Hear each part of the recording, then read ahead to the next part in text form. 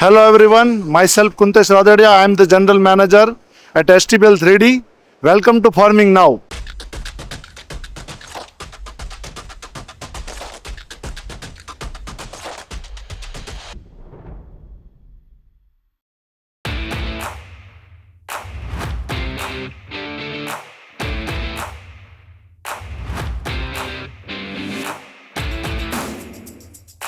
This is the India's largest SLA 3D printing machine, which is help to R&D houses to manufacture the prototypes as well as the small batch productions, which is can't do in the traditional methods.